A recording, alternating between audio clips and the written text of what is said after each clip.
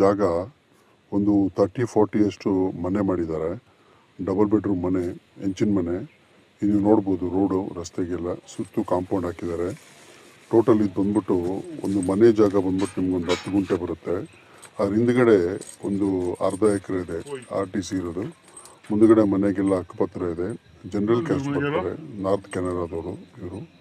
So ಇಲ್ಲಿ ಬಂದು stay ಮಾಡಿದ್ದಾರೆ. ಸೊ ಅಜ್ಜಿ ತಾತ ಇಬ್ಬರು ಇರೋದು. ಅವ್ರ ಮಕ್ಕಳೆಲ್ಲ ಸಿಟಿಲಿದ್ದಾರೆ ಬೆಂಗಳೂರಲ್ಲಿ.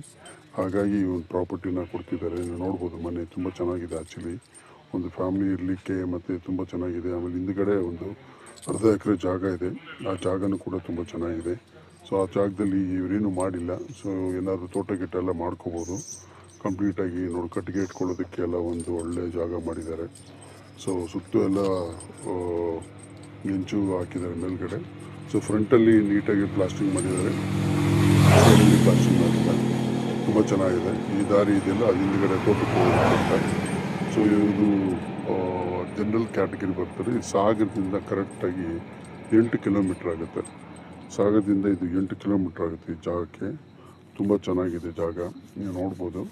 ಸೊ ಜನರಲ್ ಕ್ಯಾಟಗಿರಿದು ಒಂದು ಮನೆ ಮತ್ತು ಒಂದು ಅರ್ಧ ಎಕರೆ ಜಾಗ. ಮನೆ ಜಾಗ ಒಂದು 10 ಗುಂಟೆ ಇದೆ, ಅರ್ಧ ಎಕರೆ ಇದೆ. ಟೋಟಲ್ ಒಂದು 3/4 ಎಕರೆ ಬರುತ್ತೆ ಇದು ಜಾಗ. ಸೊ ಮನೆಗೆ ಹಕ್ಕುಪತ್ರ ಇದೆ. ಆಮೇಲೆ ಹಿಂದುಗಡೆ ಜಾಗಕ್ಕೆ RTC ಇದೆ. ಸೊ ತುಂಬ ಚೆನ್ನಾಗಿದೆ. ಸುತ್ತು ಕಾಂಪೌಂಡು ಫೆನ್ಸಿಂಗ್ ಹಾಕಿದ್ದಾರೆ.